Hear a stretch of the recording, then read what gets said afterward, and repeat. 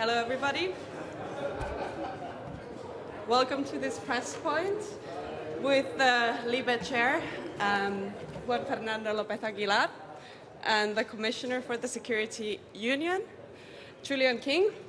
They both will say a few words about security matters in the Union. Please go ahead. Thank you. Good afternoon, everybody, and thank you for attending this press point right after the first ordinary session of the LIBE Committee, which is largely devoted to discussing relevant issues, including pending files, but also mostly pending challenges which are awaiting ahead of us.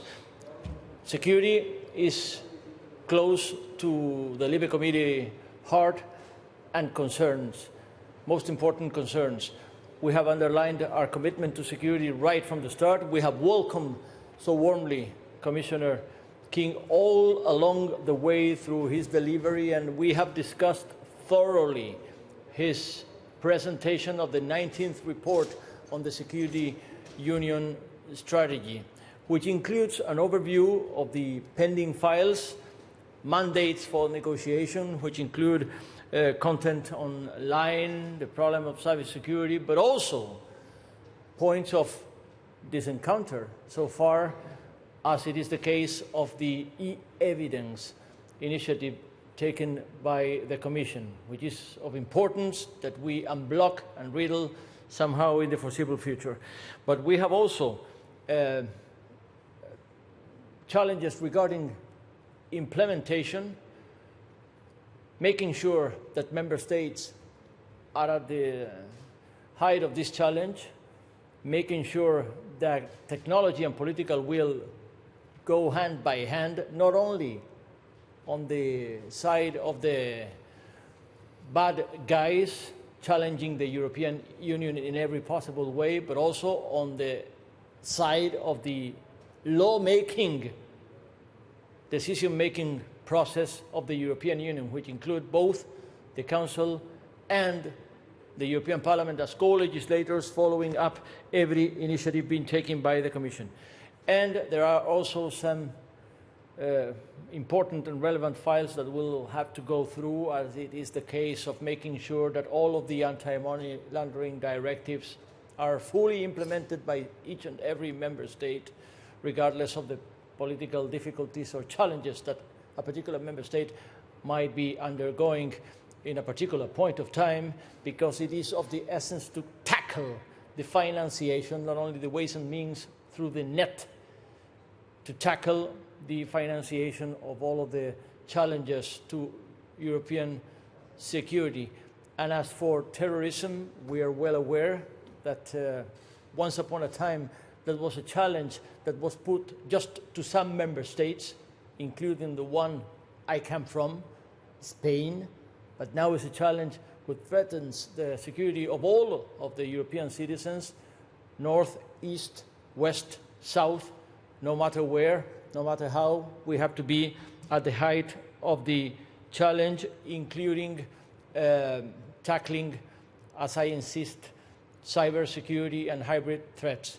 And finally, of course, the problem of disinformation, intoxication, manipulation, which is interfering in the democratic process of the member states, has also been addressed throughout the thorough discussion that we have just had in the LIBE Committee. Commissioner King has just seen that both newly elected members and veterans of the LIBE Committee remain fully engaged with his agenda, with his portfolio.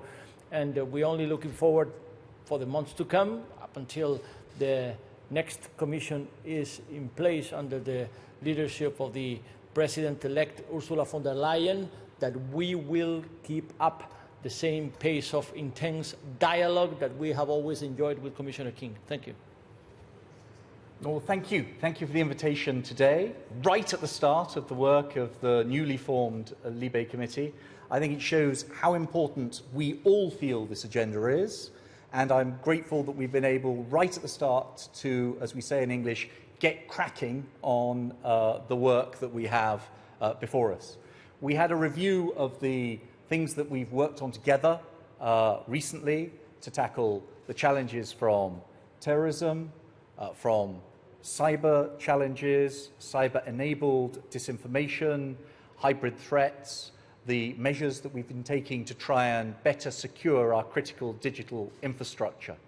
And then we looked at the work that we need to do together over the coming months, because as you said, the challenges don't stop, and we mustn't pause in our work to try and manage and tackle them.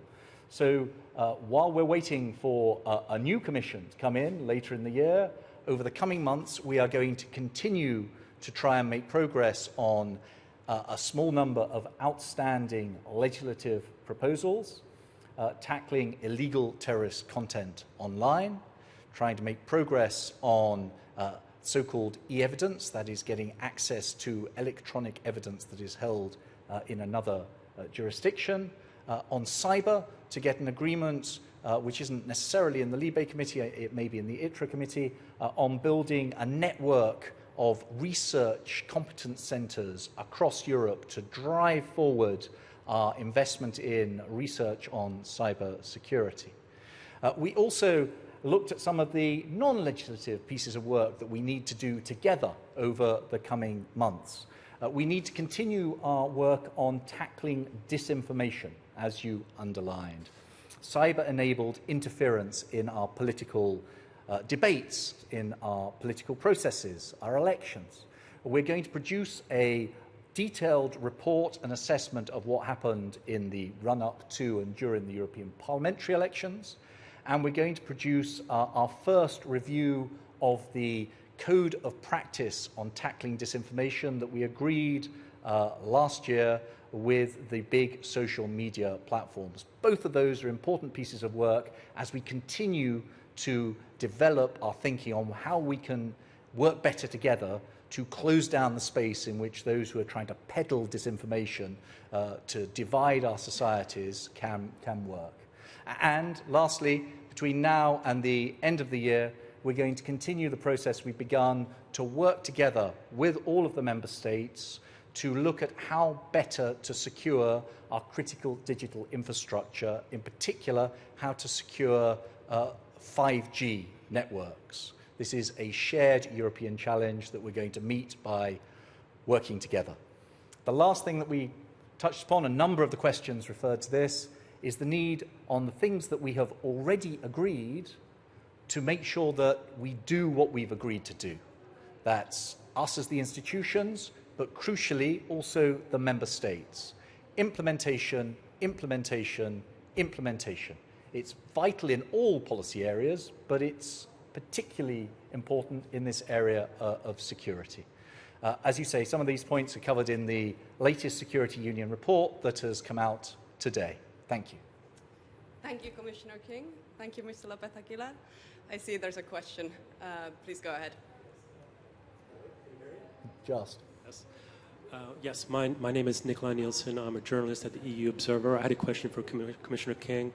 There was a report, I believe, out last year by the Schengen experts, and also I think from the European Commission, which highlighted UK violations of the Schengen information system. And I quote, "It constitutes serious and immediate risk to the integrity and security of SIS data as well as for data subjects." And the report claimed that the UK has been illegally copying classified personal data, which was unlawfully stored on backup laptops. So I don't know, have you seen any sort of discernible improvements by the UK in the way it handles this data since this report? And perhaps and in light of this, I mean, do you think the UK should continue to have access to this information, these EU databases post-Brexit? So we conduct on a rolling basis in-depth work with the member states to look at how they are using our shared European-wide information systems, including the very important Schengen information system. Those are meant to be confidential discussions that we have with the individual member states, because they are in-depth, in detail, and they spell out steps that need to be taken. It's not just one member state that has some challenges in this area. There are a number of member states that have challenges in this area. I'm glad to say when we set out the different steps that need to be taken, we find that the member state concerned, and it's true in this case as well, respond well with a series of practical steps to address individual shortcomings that have been identified. I think we need to keep doing this rolling process of making sure that all of us, all member states, are doing what they've undertaken to do in respect of the SIS and our other EU-wide information systems, because it's crucial if we're going to have faith in those systems and we're going to continue to build on the progress we've made in information sharing through those systems, that everybody is respecting them and respecting how they should work. Do you wish to say If I made up, simply the European Parliament has made it part of the job, and with a whole lot of work, we did so because we discussed thoroughly the package that was called interoperability, meant precisely to secure exchange of info, which is relevant to provide security for the European citizens.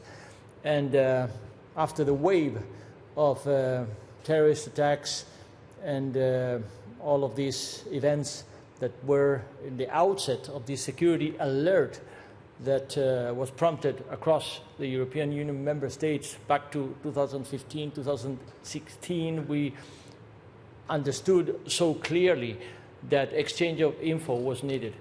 And the interoperability of all the information systems at disposal, each and every one being regulated by its own particular regulation, so that a new generation of technical disposals would make sure that VIS would be connected with ETIS, with ETIAS, and with entry-exit system, and all of them are to be linked with interoperability tools, was subject to a thorough discussion through the legislative procedure. We came to the first reading adopted by the end of the last mandate, and now it is the time not only to engage with the member states as to implementing that new legislation at disposal, but also to keep the follow-up that it really makes sense and it's meaningful in practical terms.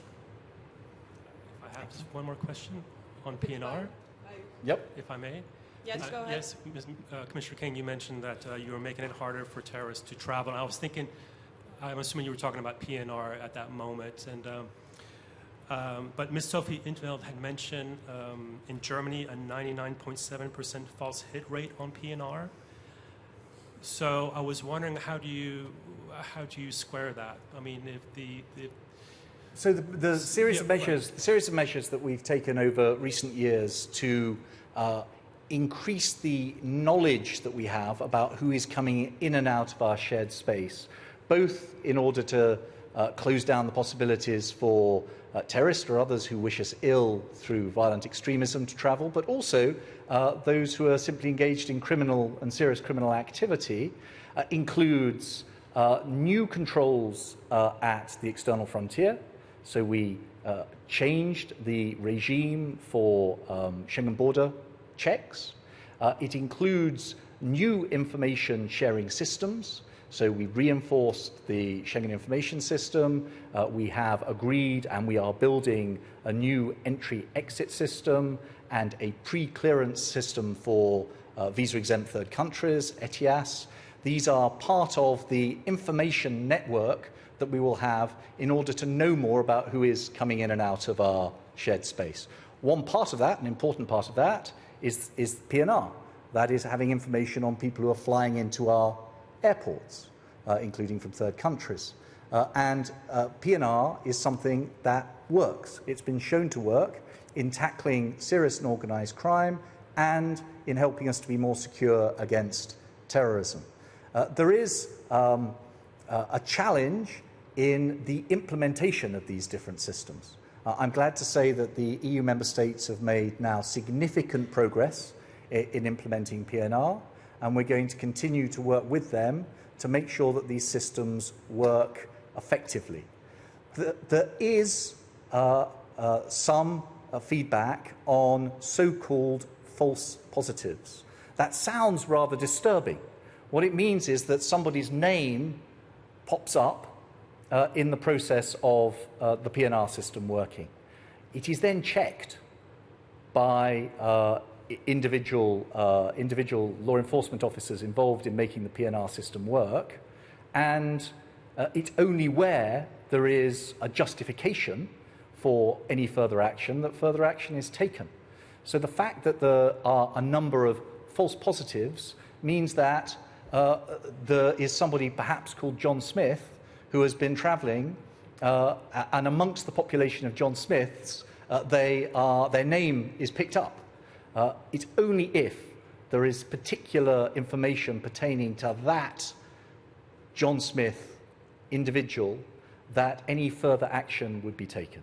So it is part of making these systems work effectively. It's in fact part of the data protection in these systems, that you only follow up where there is a proportionate need to follow up, where you have cause to follow up.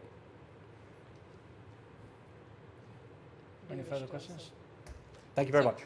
Thank you. Thank you so to much. both speakers. Thank you.